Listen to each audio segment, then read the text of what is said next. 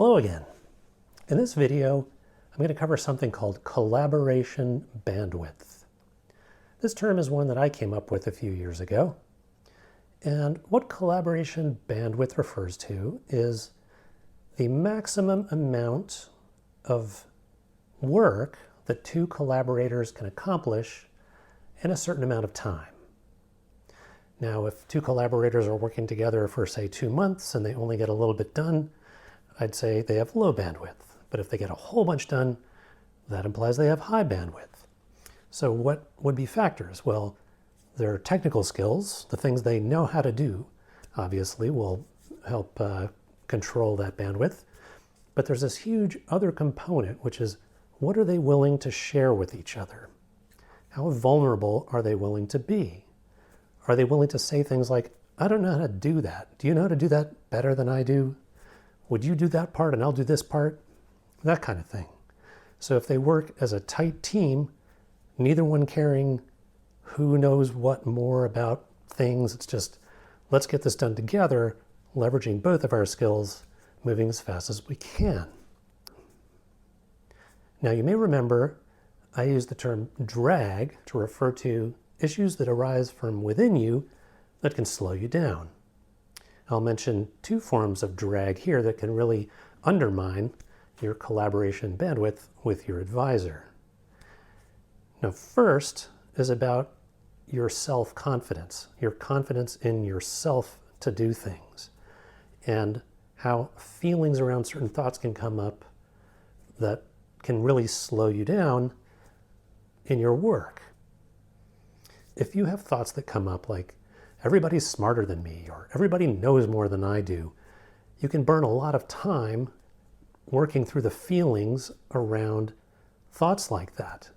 Every time you walk into a room and there's people around and you think they're smarter, you can be distracted by thoughts like this that can make you miss things. So I want to reframe this notion of confidence in yourself in a certain way. So first, what you know now is exactly what life has led you to know now. This is where you are supposed to be, given what your life has been. Also, no one knows everything, especially in software. There's just too much to know. The universe of frameworks and languages and techniques, and it's just too much. You have to specialize. So just because somebody knows a whole ton about something else, that may not even be relevant to your life. So you can burn a lot of feelings about this kind of unnecessarily. But more fundamentally, your grad student journey is about you.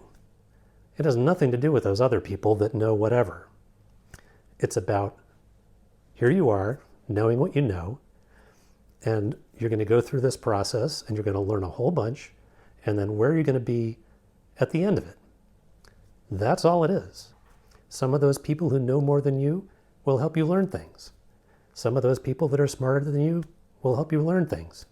It's all part of being in grad school and being in an environment with lots of different people who are on lots of different paths, who've gotten here through lots of different life situations and circumstances. So focus on the fact that you're here, you're where you need to be, and how can you make the most of it? The other form of drag I'm going to talk about is your confidence in engaging with your advisor. What are the range of things that you can openly discuss with them, that you feel comfortable discussing? You might have a thought like, if I share that thing, I'm going to make my advisor angry. Well, in a number of the podcast episodes, I touch on a technique for talking through difficult things with people without making them angry. It's called the no person point of view, which is one of the techniques in something called telling the anti-inflammatory truth. And that appears in a few of the episodes, so you can dig into that later. You might have a thought like, if I share that with my advisor, then they'll know how much I don't know.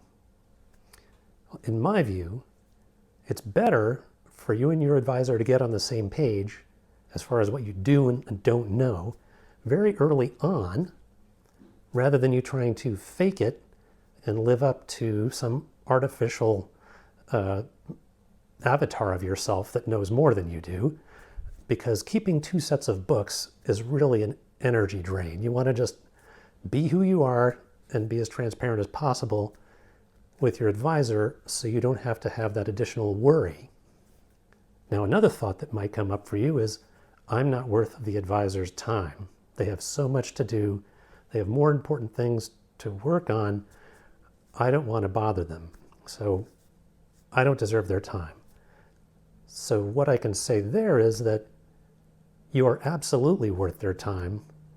But if you are a person who could use more confidence in engaging with your advisor in general, there's a technique that involves stepping into a bigger picture that you should look into first. And I cover that in episode 2 of the podcast.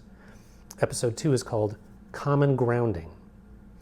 And it covers two concepts, collaborative footing and common grounding, which is a technique.